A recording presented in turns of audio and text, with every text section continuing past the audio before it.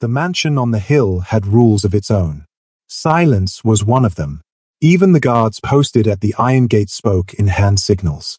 Even the wind seemed to lower its voice as it passed through the trees. Sang Park Ho had built his life that way, controlled, quiet, untouched. For 10 years, nothing had disturbed it. Until that night. Laughter echoed through the upper floor. Deep, sudden, real. The guards stiffened. One of them glanced up, uneasy. That sound didn't belong to this house. Inside, servants froze mid-step, trays trembling in their hands. Did you hear that? A maid whispered. No, another replied quickly, fear sharpening her voice. You didn't hear anything. But they all had. Upstairs, Park Ho stood alone in the dark of his private study, city lights bleeding through the glass wall. His reflection stared back at him, tie loosened, jaw tense, eyes no longer empty. In his hand was a single red heel. A woman's heel. He hadn't noticed picking it up. Only that it was suddenly there. Proof that the night had been real. For 10 years, no woman had crossed his world. No touch, no warmth, no invitation past the walls he built after the accident.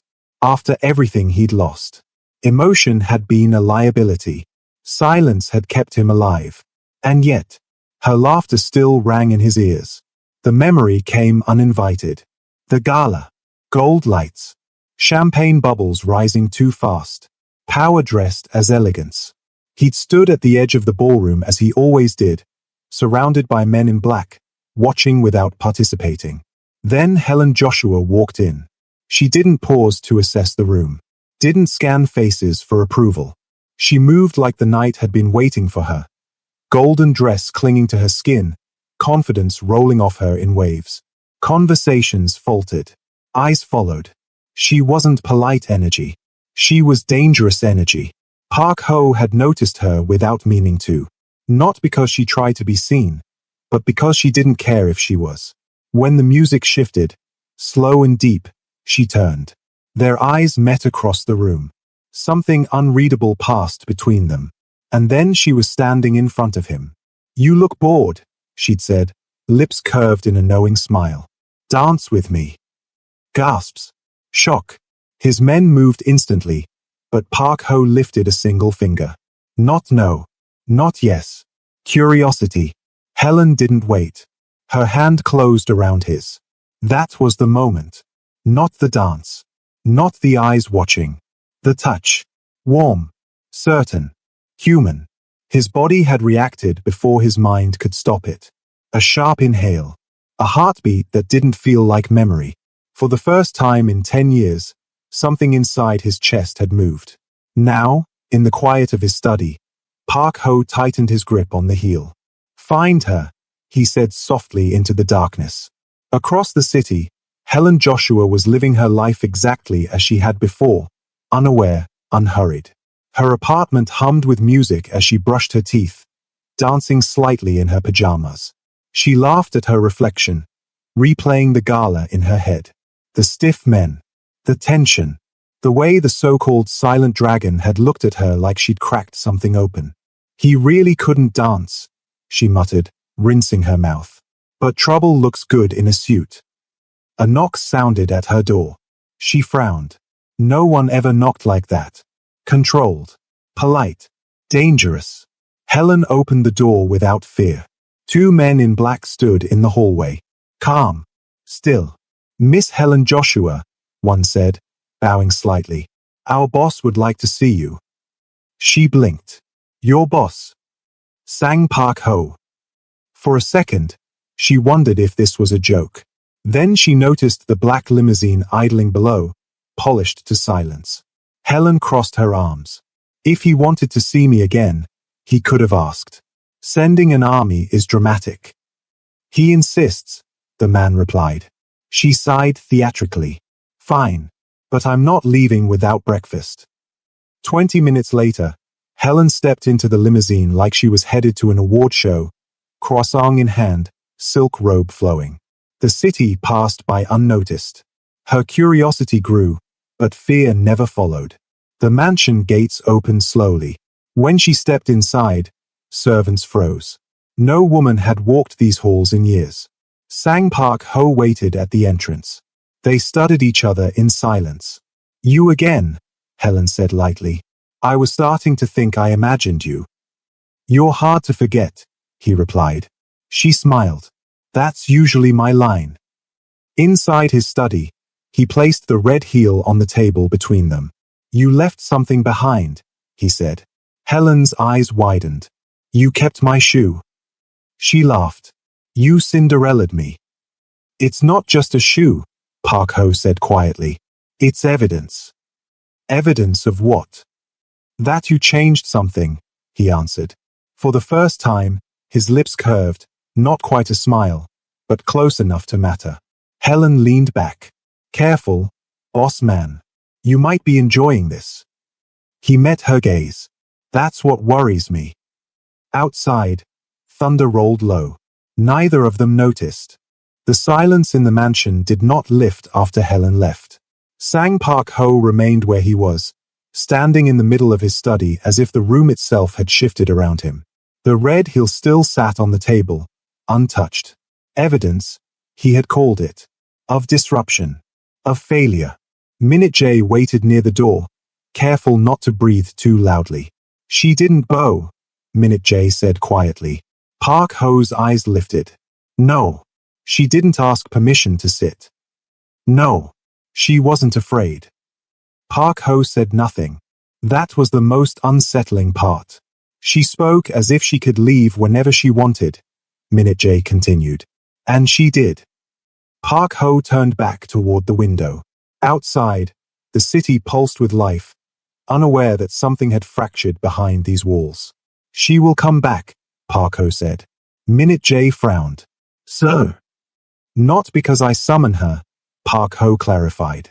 Because she chooses to. Minute J hesitated, then nodded. We'll keep distance. Quiet surveillance only. Park Ho's voice dropped. No. Minute J stilled.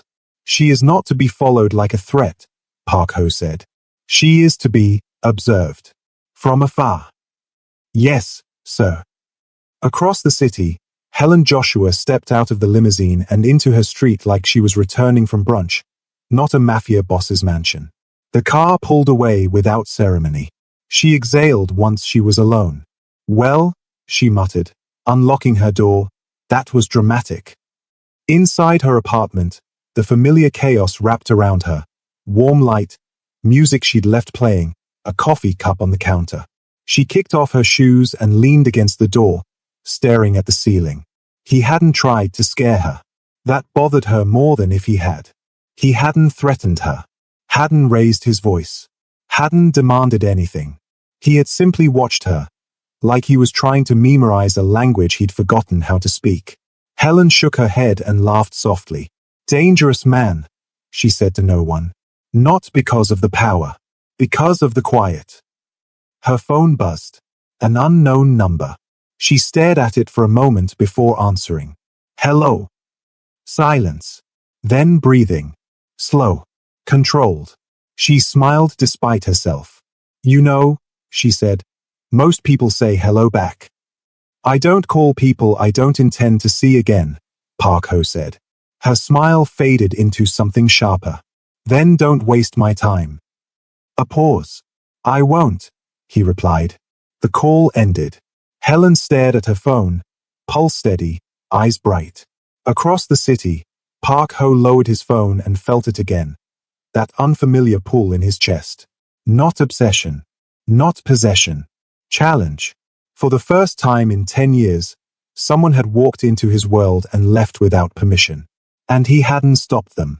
The city did not know his name, but it moved to his rhythm. Sang Park Ho sat in the back of his car as traffic parted ahead of them, rain tracing thin lines down the tinted glass. Neon signs blurred into color. He usually ignored the city like this, another system already mastered. Today, he watched. Minute J sat across from him, tablet resting untouched on his knee. The gala board called again, he said carefully. They're asking questions. Park Ho's gaze didn't shift. About what? About her. Silence filled the car, heavier than before. They don't know who she is, Minute J continued. But they noticed who she spoke to, who she touched. Park Ho's jaw tightened slightly. Not anger. Calculation.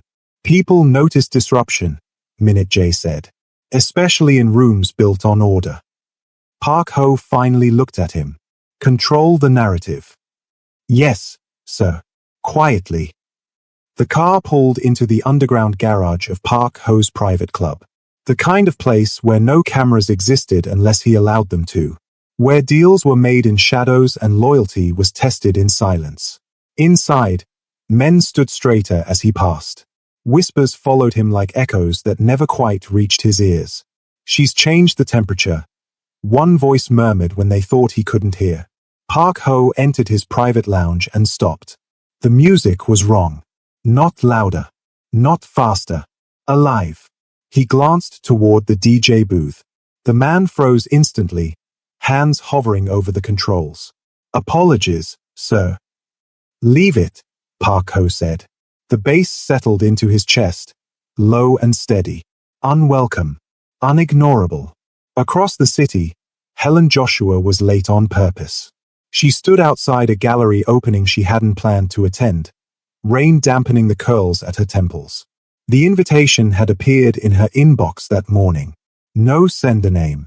No explanation. Just a card. You were seen. She smiled as she handed it to the attendant. Inside, the room buzzed with curated elegance. Wealth disguised as taste. Power disguised as art. Helen moved through it easily, her presence bending conversations toward her without effort. She felt it then. The shift. Eyes lingered longer. Smiles came quicker. People leaned in without knowing why. She caught her reflection in a darkened frame. Ah, she murmured. So that's how it starts. A woman approached her, tall, impeccably dressed, eyes sharp with quiet assessment. I don't believe we've met, the woman said smoothly. I'm Sayolina. Helen shook her hand, unbothered. Helen. No last name. Sayolina's smile tightened just enough to notice. I heard you danced with someone interesting, Sayolina said lightly. Helen tilted her head. I dance with whoever asks nicely. Sayolina laughed, but it didn't reach her eyes. Be careful. Some men don't like being remembered for silence. Helen's smile was slow. Dangerous. Then maybe they should learn new steps. Across the city, Park Ho stood alone on the balcony of his club, rain soaking into his suit. The city breathed beneath him. Minute J approached quietly. Sir, there are whispers. Invitations. People are circling. Park Ho didn't turn. Let them. And the woman. Park Ho closed his eyes briefly. She's already moving, he said. She just doesn't know who's watching yet. The rain fell harder. Two worlds had begun to tilt toward each other, and neither intended to stop. Rain followed Sang Park Ho everywhere that night. It clung to his coat as he entered the mansion, soaked into the stone steps, whispered against the windows like a warning he didn't need spoken aloud. The house returned to silence the moment the doors closed behind him, but it was no longer complete. Something lingered. Minute J waited in the foyer this time, not the study. A small change. An intentional one. There was a request, Minute J said. Park Ho removed his gloves slowly. From whom? A media liaison connected to the gala board. They're nervous. Park Ho didn't respond. They want reassurance, Minute J continued. They don't like variables. Park Ho finally looked up. Then they should stop creating them.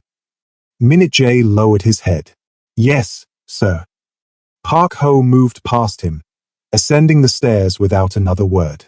In his study, the city lights blinked like distant signals. The red heel was no longer on the table. He had locked it away, not to forget, to remember selectively. Across the city, Helen Joshua was beginning to notice patterns. It started small. The barista who calmed her coffee without explanation. The doorman who suddenly knew her name.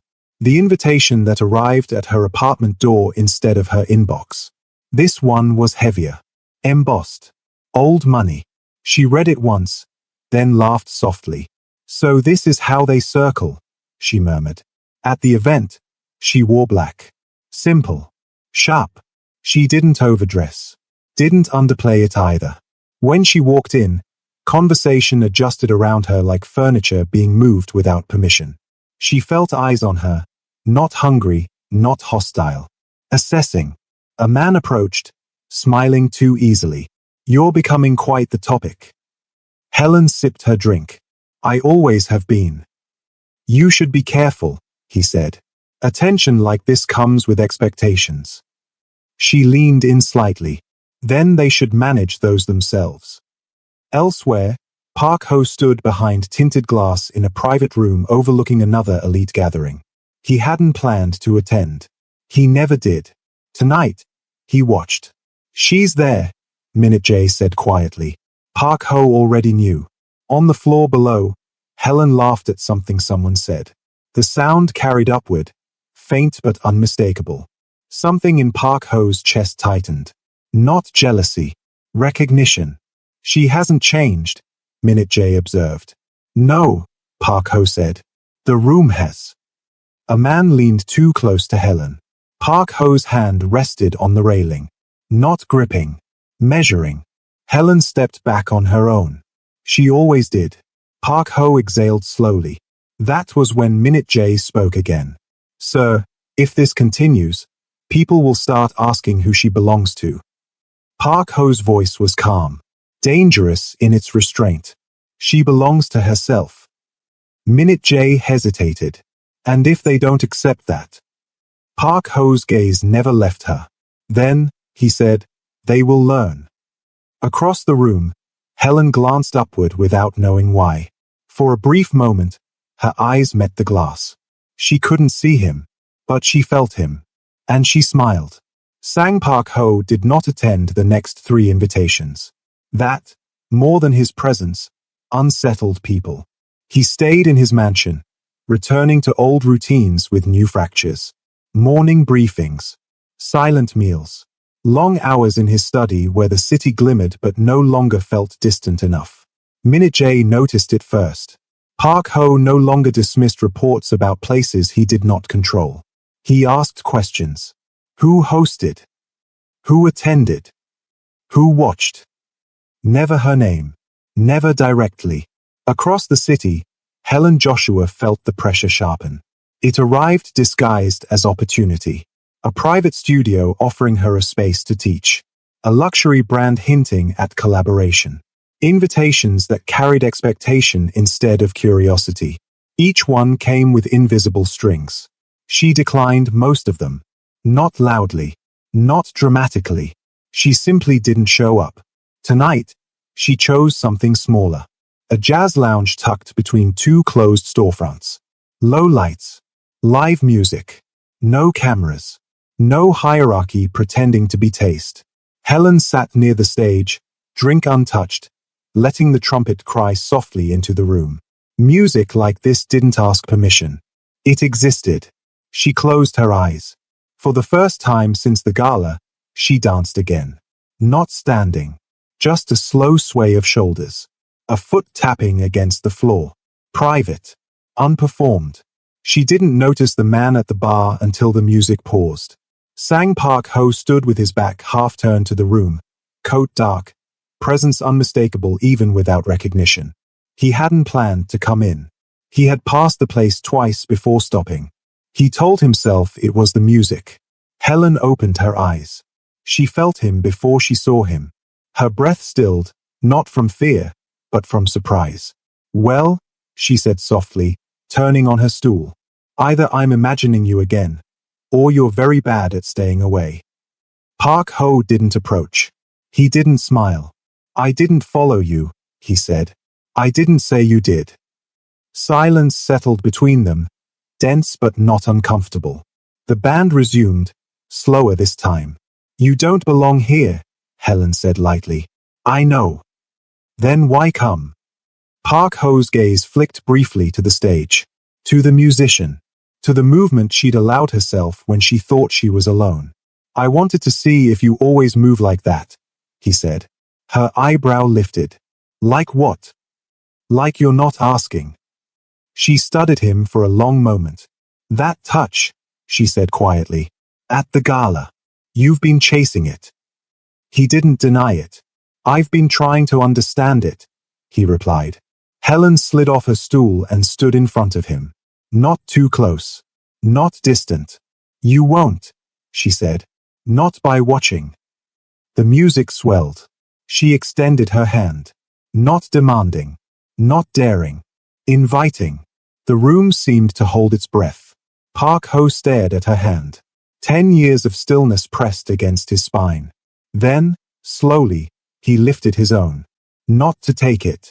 Just close enough that their fingers brushed. Electric. Controlled. Enough. Helen smiled. That's all you get tonight, she said, withdrawing first. She walked past him toward the exit without looking back. Park Ho remained where he was, pulse loud in his ears. His hand still remembered the shape of hers. Outside, the city breathed. And for the first time in 10 years, he let it. The night did not release Sang Park Ho easily. He stood in the jazz lounge long after Helen left, the music thinning into murmurs, the room returning to itself. His hand hung at his side, fingers flexing once, as if testing whether sensation would fade if ignored. It didn't. Outside, the rain had stopped. The city smelled clean, rinsed of heat and noise. Park Ho stepped into the street without his driver, coat unbuttoned, pace unhurried. He walked. That alone was a deviation. He replayed the moment not as memory, but as data, the distance she kept, the timing of her withdrawal, the way she offered without offering herself. It wasn't seduction. It was permission, with limits. At the mansion, Minute J was waiting. You didn't call, Minute J said carefully. I didn't need a car, Park Ho replied. That earned a glance. Nothing more. There's movement, Minute J said. Not loud, but coordinated. Invitations tightening. People testing boundaries. Park Ho nodded. Let them. And Helen Joshua. Park Ho paused at the foot of the stairs. She is not to be contacted. Minute J's brow creased. Sir. Not by us, Park Ho clarified. Not yet. He went upstairs alone. Across the city, Helen Joshua leaned against the open window of her apartment, the night air cooling her skin. She hadn't expected him to come. She hadn't planned to leave so soon. Both truths sat easily together. Her phone buzzed. Unknown number. She answered without hesitation. You're late. I wasn't going to call, Park Ho said. I know. Silence stretched. Comfortable. Dangerous. You didn't take my hand, she said. I didn't trust myself, he replied. Helen smiled softly. That's honest. Another pause. The kind that felt like standing at the edge of something deep. People are watching you, he said. They always are. More now. She considered that. Is this where you tell me to disappear? No, he said. It's where I tell you the rules will change. For who? For everyone, Park Ho answered. Helen's gaze lifted to the city lights. I don't like cages. I don't build them, he said. I remove them. She laughed quietly. Careful. You'll start sounding like an invitation. Is that dangerous? He asked. Yes, she said. Because I might accept. The line went quiet again. Not broken. Just breathing. Tomorrow, Park Ho said, finally. There's a place. Neutral. No eyes. Helen tilted her head. That's you asking. Yes. And if I say no? I'll listen, he said. She closed her eyes, remembering the brush of his fingers, the restraint beneath it. I'll think about it, she said. She ended the call first. Park Ho lowered his phone and stood at the window of his study. City stretched beneath him like a living thing. The red hill remained locked away, but its presence no longer felt necessary. He didn't need proof anymore. Choice had entered the room, and it was learning his name. The place Park Ho chose had no name. It sat above the city, Not high enough to boast, not low enough to be accessible. Concrete, glass, and shadow. A private terrace wrapped in steel railings, rainwater still clinging to the floor from the night before. No guards in sight. No cameras. Neutral ground. Helen arrived alone. She wore no armor this time. No performance. Just herself, dark coat, hair loose, eyes alert but calm. She took in the space in one slow sweep, then looked toward the man waiting by the railing. You always pick places that feel like decisions, she said. Park Ho turned. So do you. They stood facing each other, several steps apart. The city hummed below them, unaware that something delicate was unfolding above its noise. You asked, Helen said. So I came. I didn't expect you to, Park Ho replied. That's honest, she said. You're getting better at that. A faint breath left him. Not quite a laugh, but close. I haven't invited anyone here in 10 years, he said. She didn't ask why. She waited. When you touched me, Park Ho continued, voice steady but low. It wasn't desire that woke up. It was awareness. Helen's gaze sharpened. Awareness of what? That I was still here, he said. Under everything I built to survive. Silence settled. Not heavy, not awkward. Intentional. Helen stepped closer. One step. Then stopped. I didn't touch you to save you, she said quietly. And I won't stay if that's what you expect. I know, he replied. That's why you're still standing here. The wind shifted, carrying city sounds upward. Music, laughter, life. You live like the world is something you observe, Helen said. Not something you join. I did, he corrected. She studied him for a long moment, then reached out. This time, she didn't take his hand.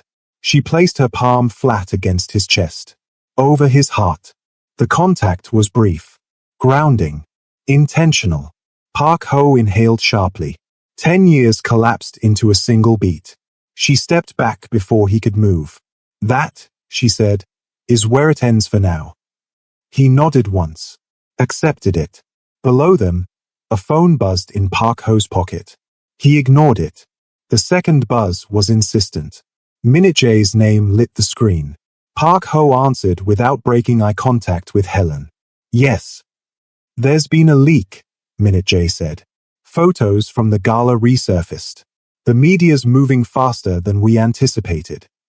Park Ho closed his eyes briefly. Helen heard enough. So, she said calmly, this is where the world catches up. Yes, he said, and it won't be kind. She smiled, not soft, not afraid. Good, she replied. I don't like easy stories. Park Ho watched her turn toward the exit, coat lifting in the wind. Helen, he called. She paused, looked back. I won't cage you, he said, but I won't pretend this won't cost something. Her smile was slow, certain. Everything worth touching does. She left. Park Ho stood alone as the city surged beneath him, no longer distant, no longer silent. For the first time in 10 years, he did not retreat from it. He stepped forward. Thank you so much for watching part 1.